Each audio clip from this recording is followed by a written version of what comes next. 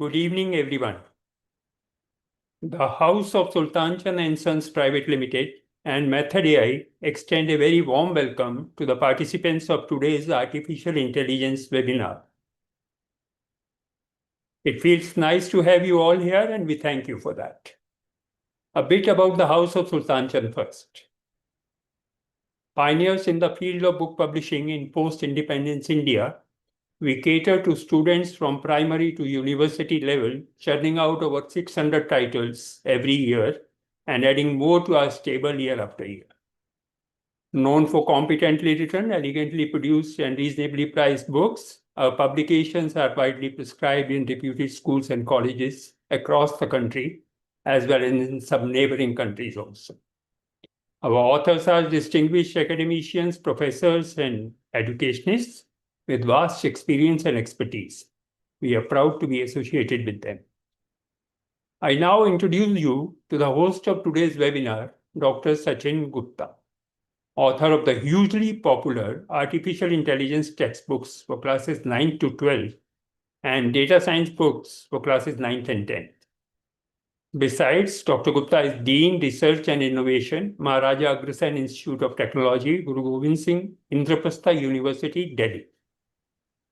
It's a matter of pride for us that Dr. Gupta's book on AI, Decoding Artificial Intelligence, has won the Outstanding Contribution to AI Literature Award. Dr. Gupta has also been HOD Computer Science Engineering and MCA Department, Dronacharya Group of Institutions, Deputy Director and Head, Computer Science Department, Chandraprabhu Jain College of Higher Studies, affiliated to GGSIPU, Delhi. With a teaching experience of over 23 years, which includes teaching undergraduate and postgraduate students and researchers, Dr. Gupta's academic pursuits have been fairly meritorious, winning him several awards, distinctions, scholarships, including the Certificate of Academic Excellence bestowed on him by the GGSIPU. Dr. Gupta has also contributed to various journals, conferences, and books for schools and higher education, both nationally and internationally. His achievements are truly commendable. I now request Dr. Gupta to take you through today's session. Thank you. Dr. Sachin Gupta. Thank you so much, sir. Thank you so much, everyone who has joined the session today. This is the first in the series topic that we are picking up for class 12, and we are looking forward to having more sessions as per the request of what everyone would like to have in case. What the topic, why it was chosen for today's webinar as the first one, because this was one topic on which we were getting maximum number of queries from the faculty members who are beginning teaching class 11th and 12th. And neural network is a little tricky to work with, but I'm sure after today's session you will be very happy that you attended, and you will be able to take it in much clarity to your students. In case if you have any questions during the session, I would request you to kindly post them in the chat window, which I can keep an eye on while you attend. And I'll begin the session with a small presentation today so that all of us can. So I hope my screen is visible.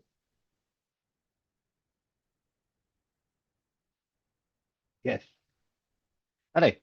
Yes, it is.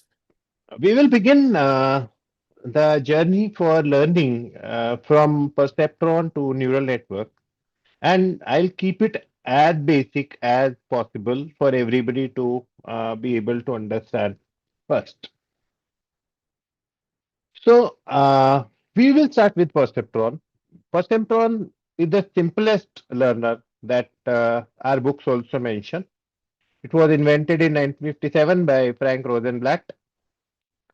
This is considered to be one of the foundation principles of machine learning based learning algorithms today, where we are creating neural networks or deep neural networks or any complex task that we need to learn for. we would be using the foundation principle of that being the perceptron. A perceptron basically is a binary classifier. It is a single neuron for decision making. It uses the principles of weighted sum, threshold output, and we will see what it actually does in a very small animation that we have created for today. So, this is an example that I have taken from the CBSE handbook, which where they say that how do you decide whether you are going to go to the park today or not? So, the basic logic was that if we have jacket or the weather is sunny and if we have umbrella or there is a good forecast, we would like to go to the park.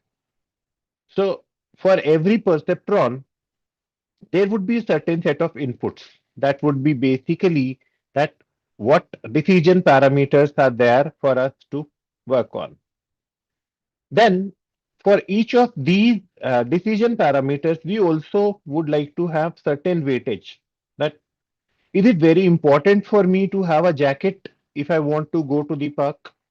Do I want to increase this weightage for this decision parameter or less? Is it very important for me to have an umbrella also, or can I go without an umbrella? So let us say this is a higher weightage thing. Is it sunny for my decision? And again, I can change the weightage for maybe less, maybe more. That depends on that how would this particular choice affect my decision, or how important this choice is for making my decision. And finally, if the weather is currently fine, but there has to be a good forecast, that is again something that I can take as a. So there are inputs that we have. Each of the input has certain weightage that we have decided, and the calculation would be something like that. We would take a sum of each of the parameters, like let us say this is true and this is true. So for both of them, I will multiply them with a 1 in their weightage. For those which are not true, I will multiply them with a 0 in the weightage. And I will take a weighted sum for all of them. But in addition, there is another thing that my preference as a bias, I might be willing to go to the park or I might not be very willing to go to the park. So I may actually add a bias component which is required to make me grounded or which would be added eventually to the sum here. Based on whatever sum that we receive, we are going to make a decision whether to go to the park or not. So let us say I did not had a jacket and that remains that the weather is sunny currently. I had a certain weightage to it. All the other parameters I have chosen to be false. There is a bias that is minus 0.3 and the sum is zero point 0.0. That means it is less than my threshold. So I would make a decision of staying home. In the process, we also use a step function. This step function basically is a if then else kind of structure which says that let us set up a threshold. Let the threshold be 0.5. If the sum is greater than threshold after taking a weighted sum of all the calculations and adding bias, then I'll say go to the park. If the sum is less than threshold, I would say just simply stay home.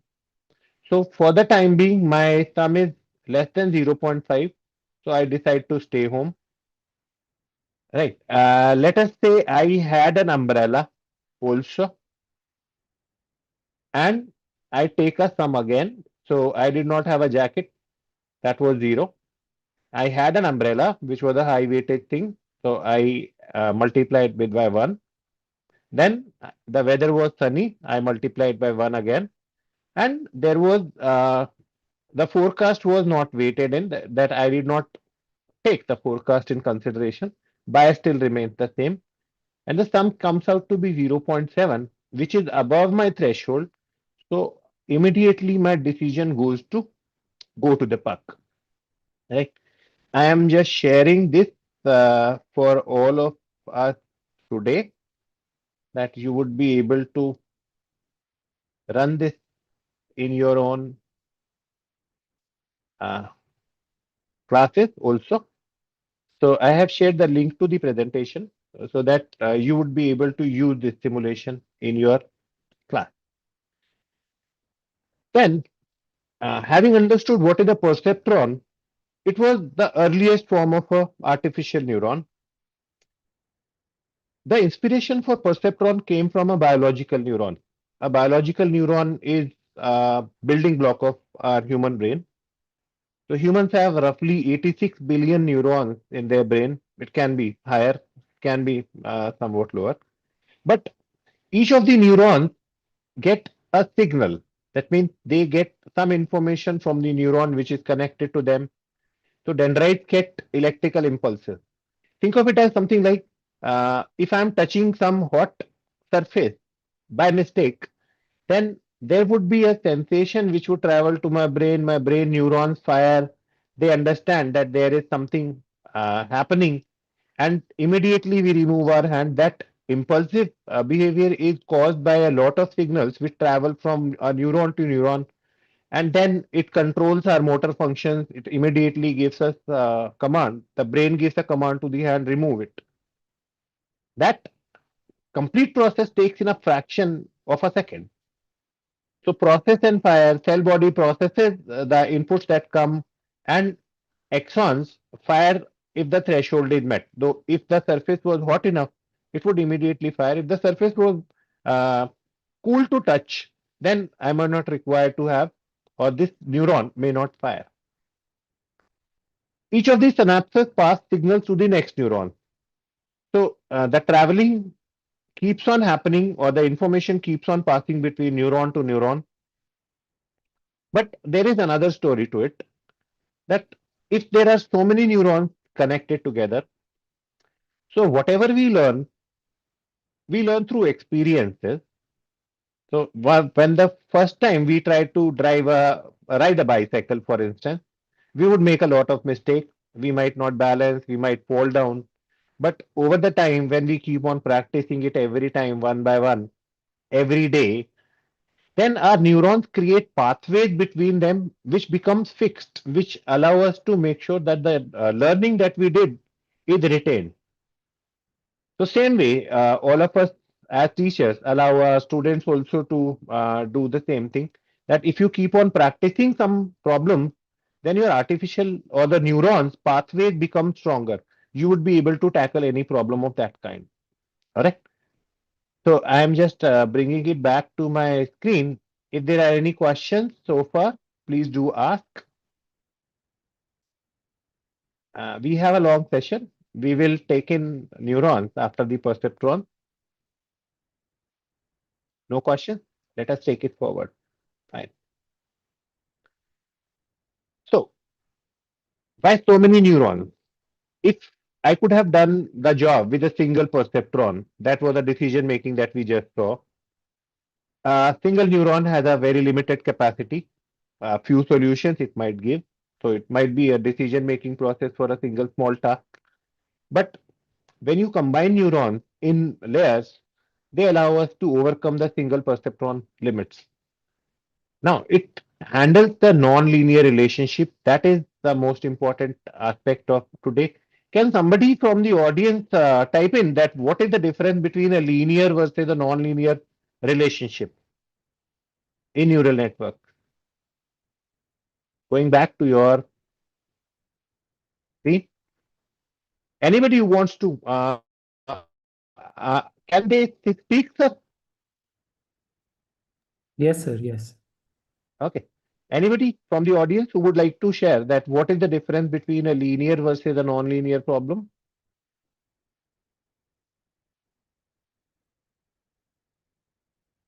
Any volunteers? No. I'll show you one classification. I hope all of you understand classification. So this is something that our CBSE handbook also features, and you would be working a lot with this.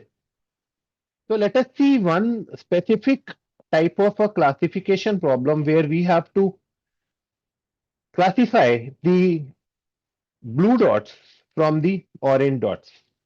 Right? There is a linearly separable boundary. Let us remove everything from here. So I don't have a hidden layer. I will just have two neurons to add. I will start making the model learn. And you see the test loss and the training loss immediately goes to zero. That means my training is complete. There is a very clear boundary available between the red and the blue regions, and my network has trained. Could I do it with a single neuron? Let us try working on it. So I have the activation function as sigmoid. There is no regularization. We will simply run this again to see if we can create. It took a bit of more time. There are some more epochs, but we were still able to create a decision boundary between the blue and the orange. And the test loss is almost close to zero. Let us keep running it before it goes to, yes, this is 0.0.1. Fairly good enough for us to work. Right. This decision was linear. That means the pattern my learner was trying to learn was a linear line. That means the pattern in my data was linear, linearly separable. If I would take a different data set now, do you see any line which can separate them linearly? I mean, can you draw a diagonal? Can you draw any single line which would be able to actually capture or separate out the orange and the blue dots? Okay, let's say I'll just go back to the box. Now you are saying things. So Mohammad Sher Ali Khan says that y equal to ax square plus bx plus c is non-linear. Perfectly fine, sir. Almost every nonlinear relationship would be having some higher power of x, not just basic. So y equal to mx plus c was the basic foundational linear equation, or y equal to mx1 plus mx2 plus mx3. There can be a large number of variables, but as long as we have a single power of x, the decision parameters, it is a linear problem. Anywhere where the powers of x keep on going higher, so what happens with the power of x going higher? That the straight line that we had in your basic linear equation, that starts getting curved. So with square there would be a little curve, with cube there would be more curvature, with power of 4 or above there would be even more curvature. Jyoti says output is a linear combination of inputs. Perfectly fine. Output is transformed using a non-linear function. That, yes, this non-linear function that you are going to use would be only required when you are having a non-linear relationship between my variables. So linear are simple, non-linear can be complex tasks. Yes, there was a complex task that we were looking at.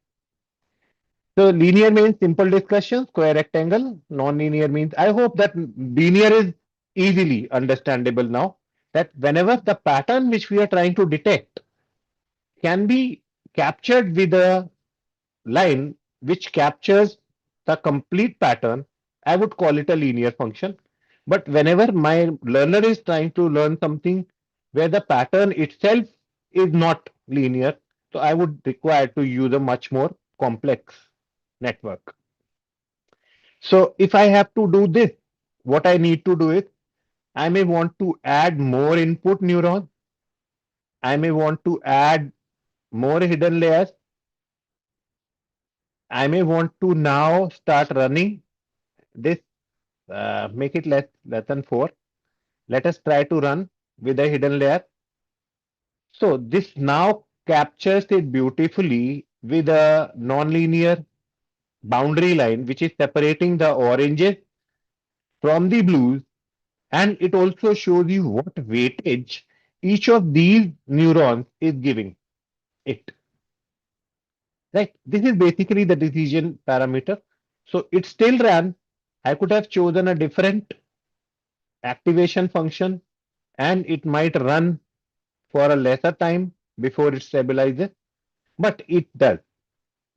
So I hope that part is very clear, that how do we work with something which is linear, something which is non-linear. Again, linearity and non-linearity is related to one more thing. Whenever you have any relationship which you are trying to capture which is linear, it would require less amount of computation. And whenever there is any non-linearity, see here, if we are adding another layer, this is going to add a lot of computation. Because of this, if we are adding more input features, it is also going to add a lot of computation.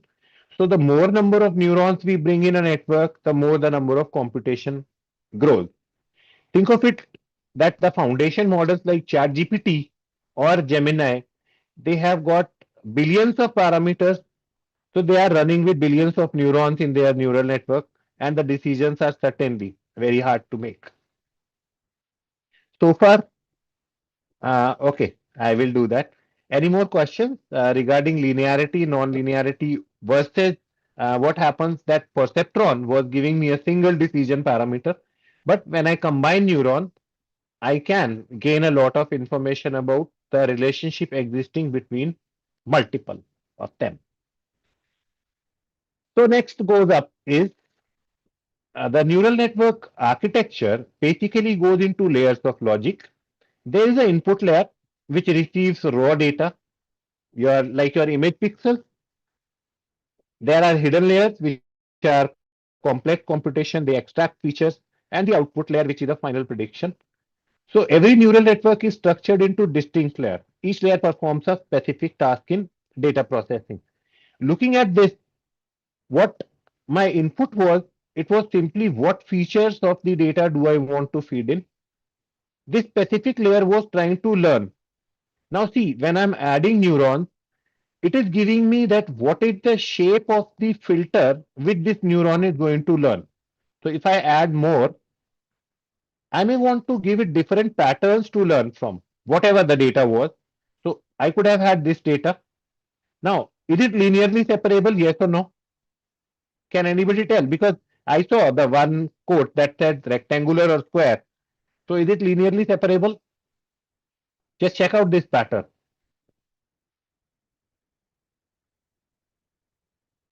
Yes or no? Is it linearly separable? Did you look at?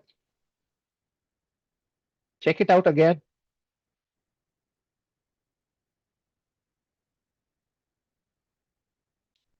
I don't see any answers. This is the confusion question. It's not a trick question, I am very sure. So it's a very basic thing. See, can I draw a single line? Priyanka says no. Anybody who says yes? Anybody who says no more?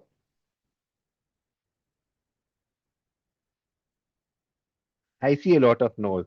Because now you see that I can draw a line here, but it would not separate. I can draw a line here, but it would not separate. But if I now want to see that with multiple neurons, it went to a test loss of zero pretty soon.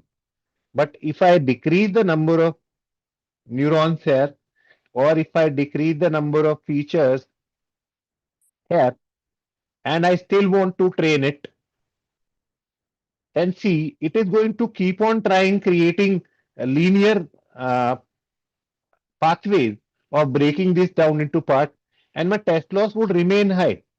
So let me add in a neuron, try running it again. It now has something still struggling, can't do it. But if I add more features here and run it, it might be able to eventually try and capture that. See how is it struggling to learn, but it did a good job. So there is a training loss of zero, and the test loss is still a little higher. But as we train it more, it working better. Give it a more neuron, and now this is converging much faster. So you understand why we increase whenever there is the complexity of the task increase, we have to add in more layers or add in more neurons, which are going to make our decision parameters working fine. So how do these neurons interact with each other? Or what do we require? How do we compare that test and the training loss? Or how do we decide that what happens after we set a specific set of weights and biases? Let us check that out. So how neural networks learn is based on the weights and biases. Learning adjusts weight and bias. Weight define the input importance that we saw in the perceptron. Biases shift the activation threshold that also we learned in the uh, basic perceptron. So whenever training data passes through the network, we have another algorithm called backpropagation. Right? Backpropagation minimizes prediction errors between each iteration one by one. So I will go on to take backpropagation. Simply think of it like let us not talk about backpropagation as some complicated algorithm. It is something like, in simple words, that I had some input parameters which are going to allow me make a decision. I wanted to classify something as a cat and a dog. I took some input neuron. I took some hidden layers. I had a classification neuron. I ran the first set of inputs on my input layer. So from the input, it goes to the hidden layer one. That hidden layer one picks out certain characteristics. The hidden layer two picks out certain other characteristics. So color of the fur, shape of the face, then size of the animal. So each of the hidden layer picks some of the characteristic. And finally, my output layer characterizes that it's a cat, but it made an error because the inputs which were given versus the output which came out. So my image was a cat, but it outputted a dog. That means there is a difference between my input and the output. There is a error happening somewhere. Now my output layer sends back the signal that there has been an error. It propagates to the layer which was closest to the output. It tells that you have made an error. Please adjust your weights and biases. From that layer, the propagation goes on to the layer before it. It says, please adjust your weights and bias. And it keeps on going till it reaches the input layer. So backpropagation basically works on the principle of that I had some expected output. I got certain output. There is a gap between the expected and the generated output. I want to minimize this gap or minimize this loss function as far as possible. So, if you had to see a simple uh, manual trying of weights and biases, I will share this with you also. So, I want to minimize this loss. I do not know where my pattern lies. I just want to say I'm trying to change the weightage blindly, right? I see the loss function only. That my loss function sometimes increases, it is sometimes decreasing, but I now shift the bias. My loss function is again sometimes increasing, sometimes decreasing.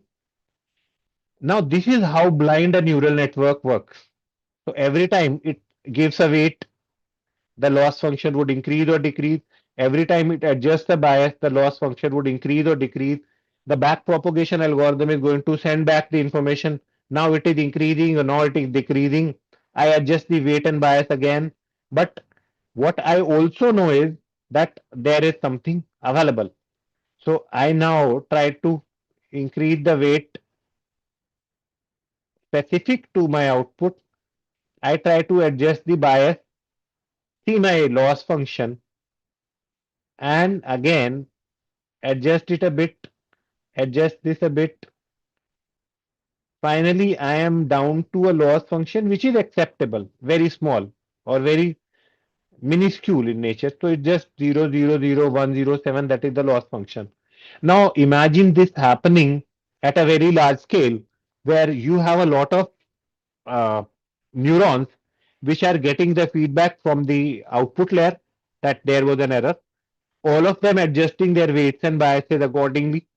All of them sending the information back to the layer behind them. They also adjust their weights and biases. And this process keeps on happening between the epochs. So the next thing that you come again is back to the epoch. And epoch is one complete processing of the complete input data from the neuron, which are the input layer, going to the first layer, going to the second layer, third layer, so forth, finally to the output. So one complete batch of my training data, when it is completed, I call one epoch has completed. In one epoch, the network learns something. It sends weights and biases more. The second epoch would ask it to run the same data again, adjust the weights and biases more, so that now you would have lesser and lesser error with every epoch. So you keep on training the network with the same data in every epoch, every time that we run an epoch. This actually keeps on learning more and more, reducing the training and test loss more and more every time with every epoch that we run. And if we let the neural network run long enough with a large number of epochs, then it allows us to create a boundary decision which would help us learn that what boundary did it work with. This is not working anymore. I may have to add in more neurons and try to run it. Yes, this does now. Right. You could have added another hidden layer, maybe less number of neurons here, and then run it, see how it converges. But it is now more of nonlinear again. So I hope you understand epochs. Okay. Nirender asks that can you explain what different color lines are representing? In this, which lines? Yes, sir. Okay, The these dotted lines. lines, yes, Okay, the dotted blue lines and dotted okay, orange. okay, perfect. So here in this case, I have a feature x1, which is basically a linear representation of that. How would they be separable? It's a basic decision boundary line between orange and each of these lines is actually the weightage. Initially, when we start, you see all of these lines are having no specific weightage given, right? We start with a random weightage. So if you want to start with every time I'm going to refresh it, it's going to give it a random weightage for each of these neurons. It would pick what each neuron is going to capture. It would pick that for each of these lines, there is a weightage given. And this weightage you can change also. So I want to give it a weightage of 0.1 initially, right? Then I start running the network training. Stop. It had run something. It understood something. Now over the time, this weightage is going to keep on changing. For some of the neurons, the weightage is going to be low. For some of the neurons, however, like this, the weightage is going to be more because this is now one decision boundary which is making my loss training between the training and testing loss more less and less every time it runs. So see when it happens more, you will see this line growing darker with time. This feature is contributing much. This feature is contributing much, but this feature is not contributing much to my training data. If I would have added another feature, say here, this was also there. So I can remove this one. I can remove even this one. And see, this is something which would be very easily able to separate out. X1, X2 is still nonlinear because the product of two linear variables becomes a nonlinear. So it would be almost like a X square. But initial weightage can be anything. I may give it a very less number of weightage initially, right?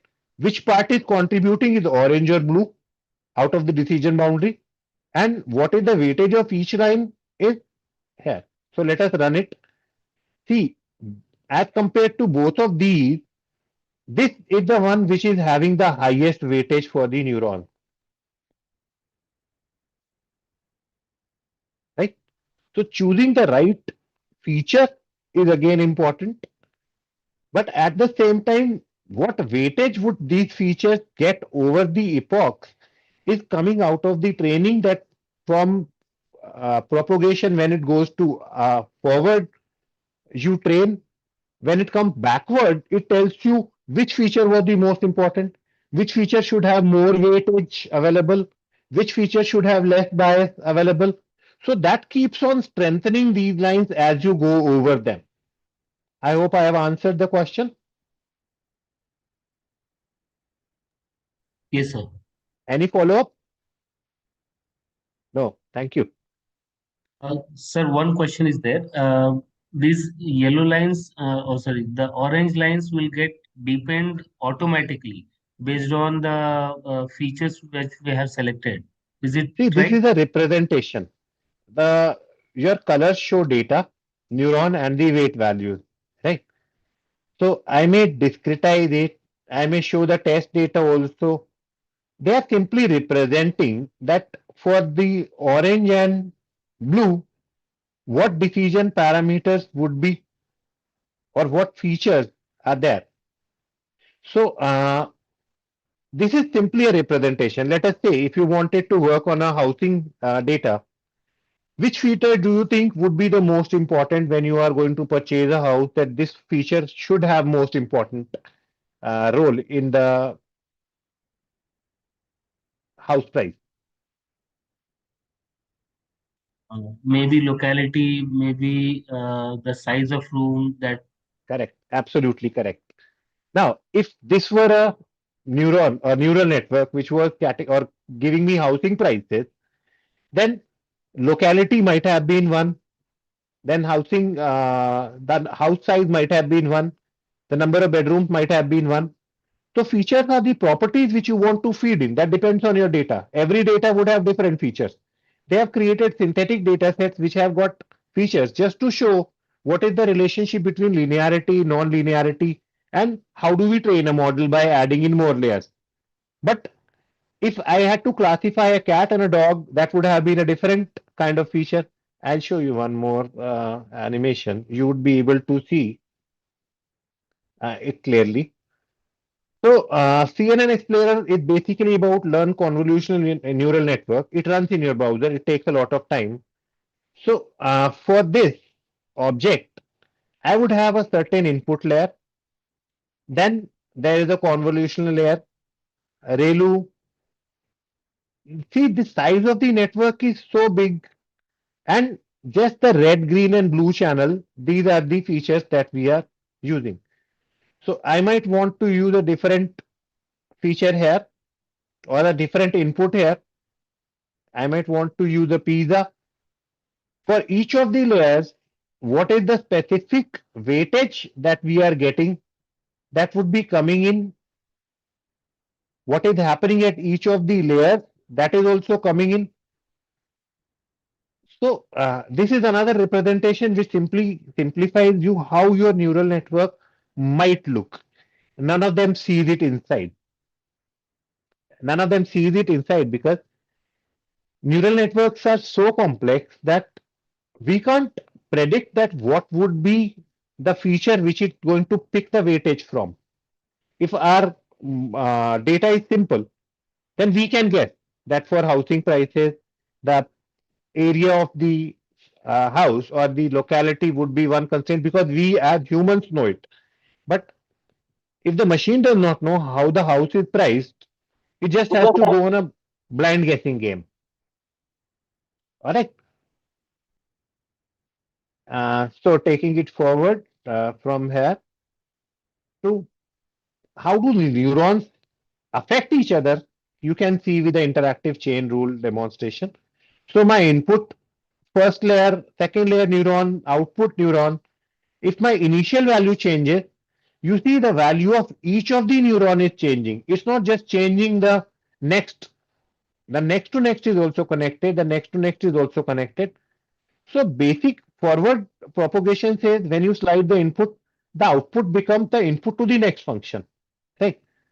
When you slide it back, the output still change. So even in back propagation, when this process reverses, from the output it goes to the neuron 2, from neuron 2 it would go to neuron 1, from neuron 1 it would go to the input.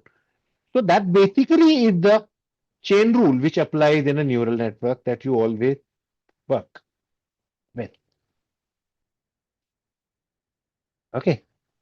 So that is about that. How do you make a decision blindly?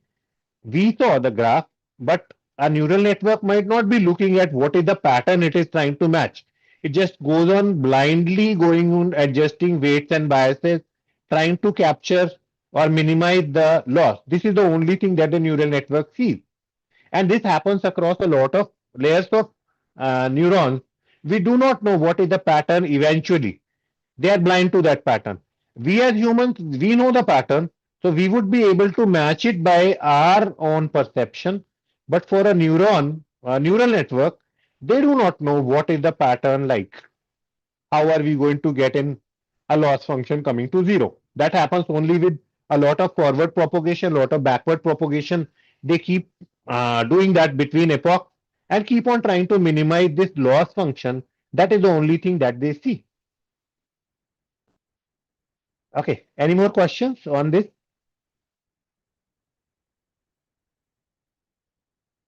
No, I should have had a lot of questions about this now. Okay, so I hope I have shared this. I will share this also so that you can talk to this in your class. So there are three simple animations that you have, which you can run for explaining what is a colored line. That was your neural network playground by TensorFlow. This was one of the most important aspect when you are teaching to your classroom, that you would be able to explain a lot of things with it. You can change the different activation functions if it was linear. If my function was linear and my data was non-linear, let us try to run it again. Let us remove one layer. And let us try to now try and understand this pattern, but just understand my activation function is linear, right? I am not going to use these features. I would use only linear features and try to run it, right? It will still be able to capture because there are multiple neurons. If I reduce the number of neurons, it might not be able to pick it up, right? So each of the features that you are going to work across plays a role in what your network is going to be able to capture or not. So next we are okay. Uh, Explain the perceptron. All right, Shika, I'm just bringing back to the perceptron example again. So this was your basic path decision perceptron, right? You would have a certain input parameters which are going to help you make a decision.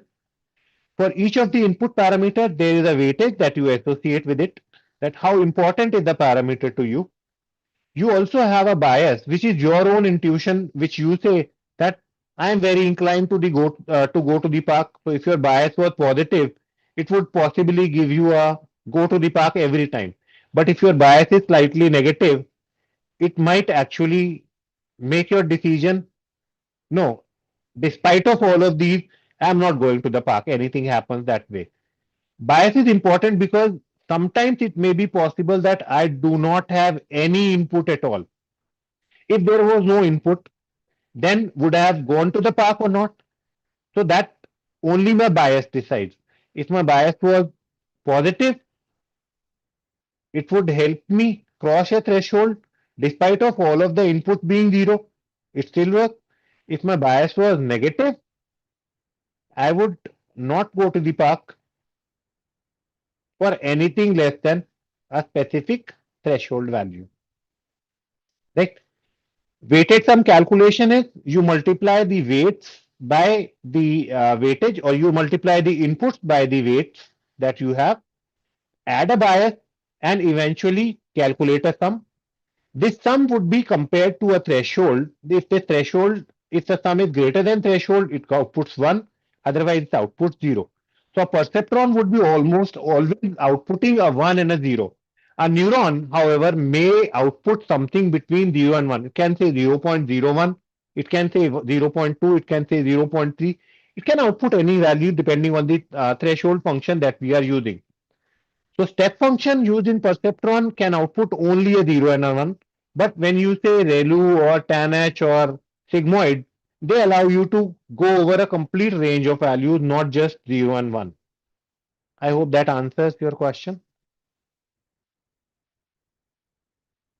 Okay. Uh, Nirendra, this is one example that we took. Right, this would be harder to bring in. No, not this. You would be taking in animation from.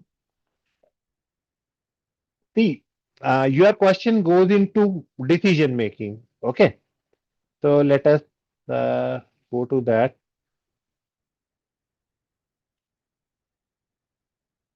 For a cup of coffee to be identified as a cup of coffee, there are a lot of things here. Was it a lifeboat? Was it a ladybug? Was it a pizza? Or a bell pepper? Or a school bus? Or a koala? Or an espresso? So see, this is a sum total of a lot of decision parameters which have come from the original image that we had.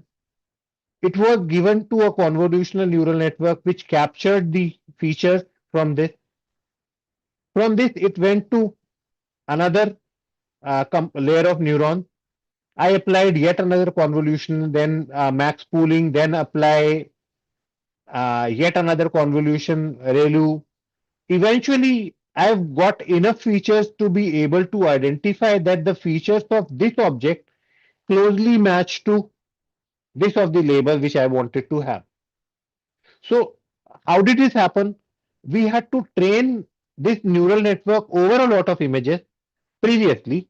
So, this is a trained neural network. We kept on training it with a lot of images of espresso. We kept on training with a lot of images of lifeboat, lot of images of ladybug. After learning a lot of images, we did not tell that what you are looking at. We just simply gave it an image, ran it to a neural network, another image, another espresso, because the cups may differ. But the features for the cups may be similar. So looking at that, it is able to actually eventually learn that if I see this image is of a hand. But if I see this image is of a phone. That all these learning patterns, when you keep on training your network on a lot of data coming from the features, it tries to start identifying that what does this feature mean and what is this feature closely resembling to my output, that which output it is the maximum resemblance to. That is the kind of learning that is happening in a neural network.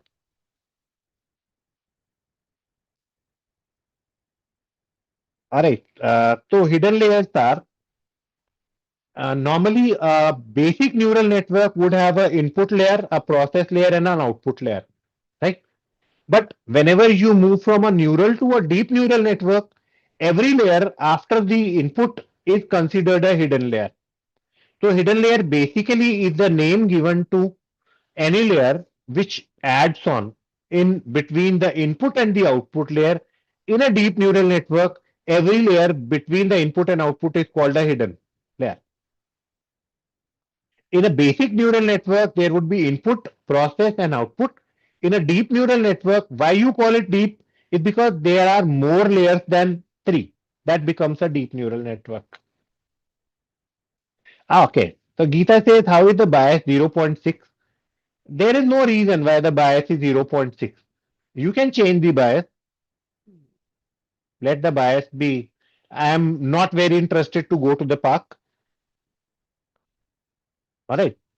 So I am inclined away from going. And the bias is heck. So stay home. This in Perceptron, you choose the bias and threshold. Rajeshwari, threshold for a step function is usually chosen to be 0.5. But different neural network activation functions choose different threshold values based on that decision making. So normally now with neural networks, we combine the weights and bias together, create a function which is a function of weights and bias to give you a threshold. There is no range for bias. See, what I told you, perceptron evolved to a neuron. Perceptron gave you 0 and 1 only. Neuron says that I can give you values between 0 to 1, but in a range of 0.1, 0.2, 0.3, and 0.4, and so forth. There, your threshold can be variable. With a perceptron, when you were outputting only a 0 and 1, then the threshold we were setting to 0.5. Right? Okay. There is no fixed value for bias and threshold, not in a neural network, because they keep on changing based on the back propagation. Your back propagation says there is still loss. Change the weights and bias. This is going to change the weights and biases by itself. Perceptron is the simplest example so that we do understand what is the weight and bias. But neural network weights and biases keep on changing with the help of what you are getting a feedback from the output. How much loss is still there? There is still loss. Please adjust weights and bias little more. So that keeps on changing. Okay. So I get more loss. I would change the weights and biases lesser. The threshold might become lesser. I'm getting less loss. The weights and biases would be slightly adjusted. The threshold may be slightly adjusted. So threshold depends on what feedback are you getting from the loss function. So we don't need to increase or decrease threshold in a neural network or a deep neural network. That automatically does. In perceptron, we can think of it as something that this is our choice. I want to include a student in a study group if I feel the student is good based on my previous decision or based on my previous interaction with them. That is my bias. I am positively favoring a student with my bias. That has nothing to do with the inputs. What was his score in the last semester, or how good is he performing in the classroom? But I am personally favoring that is a bias that I can add on.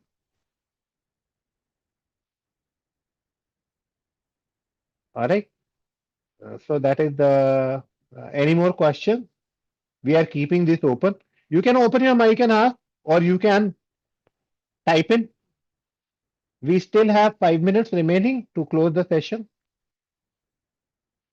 You can't represent the coffee example on TensorFlow. However, you can you can input your own image here. So you can add an image here, put the URL of the image, upload it. It takes a lot of time because this is running in your browser. So this you can add in an image of your choice. This works. I'm sharing this on the. So there goes your CNN explainer also. Your TensorFlow playground has a specific set of data sets. You can't change it back. So your TensorFlow, let me come back to. Yes, so my TensorFlow playground has a specific data set. You can use any of these four, but nothing beyond that.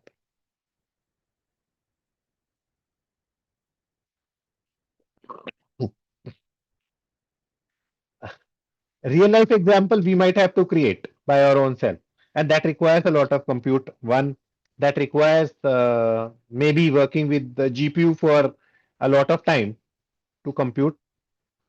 For TensorFlow, your data sets have their characteristics. You can basically simply say that if I had to distinguish between a square shape versus a circle shape, or a circle versus a spiral, then that are my examples here. So my spiral can be one, or my circle can be other. So these can be taken as basic examples here.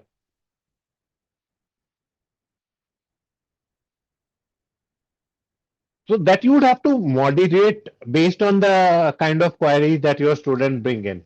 But yes, this works with every type of explainer that you would require to have a neural network. You don't need to explain them TensorFlow as far as the class 12 CBSE book is concerned. You just need to tell them TensorFlow is a library which works for deep neural network, because we are not capable of now working only with arrays. We have to have layers of arrays together. We create a different type of data structure that we call as a tensor, and TensorFlow is a library that works with tensors. very well. So that is enough for the up to class 12. There is nothing needed beyond that because that becomes a very complicated example. Okay, so your project requirements are changing. We are incorporating a lot of projects in the book itself. So if you are following our book, you will be getting a lot of real life examples which the student can pick data from and they would be able to create a project with. And we have included examples from Orange data mining also, multiple examples. There are a lot of examples available on methodai.com also for the Orange data mining. So if a student is challenged with programming, ask them to work with Orange, but pick up a real life data set. If they are not challenged with programming, then they would be able to work a lot of examples through our chatbot examples and data science examples that we are including in the textbook. You don't need to explain the data set available on TensorFlow. The data set is inbuilt. This was a simulation that they created so that they can explain what is the layer, what is a neuron, what is a feature, what is an epoch. These are the things that they are trying to do through that. What is the weight? How does the weight increases? That's the only thing. Okay. It is a sum of this is plus bias. See, bias can be positive or negative. If my bias is negative, even if you add it, this would deduct that.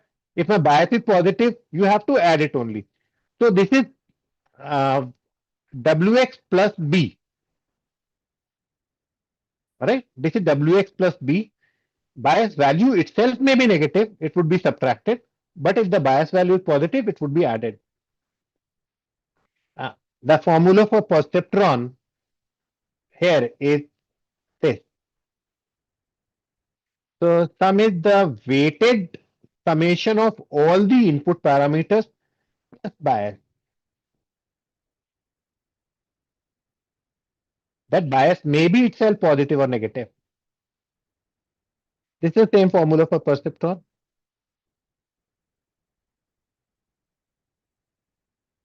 Okay, I see still there may be more questions. I'm just sharing my LinkedIn with all of you so that you would be able to ask any more questions that you require to ask.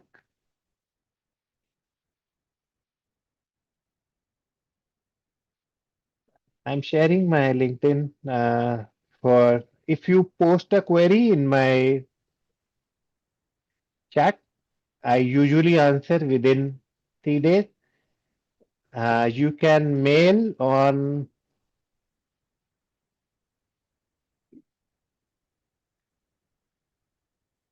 also. And we have a very active WhatsApp community, which Ashish sir is a moderator of. If you want, you can request to join that WhatsApp group. We handle amongst the 600, 700 odd faculty members there. We handle a lot of queries and almost instantly you get an answer to any of the challenges that you are facing. So that's my time for the day. I hope there are, Ashish sir, are there any more questions to be answered? None on WhatsApp, none on YouTube, sir. All right. So, okay, WhatsApp group, please send a request to Ashish sir. Sir, can we share it here? Or they can send a request to you in person?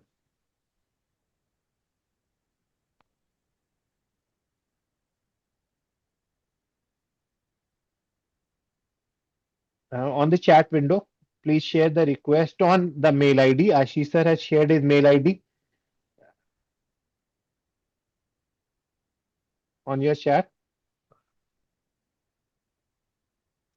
Thank you, everyone. You will get a feedback link and you will get a certificate for attending. Give us some time to process because there have been so many participants here, and we'll be happy to have the queries later. Thank you. Have a nice day, everyone. See you again. Thank you, Dr. Gupta, once again for a quite informative session. I'm sure it must have been an enriching experience for the participants today. There have been several inquiries about our class 12 textbook. I'm happy to share that our class 12 book, Decoding Artificial Intelligence, as per the latest January 25 syllabus, has been released and now widely available. With today's session, our AI webinar series has started. We'll be having such sessions regularly, about which you'll be duly notified well in advance. You're welcome to join. Have a great weekend. Thank you. Thank you so much.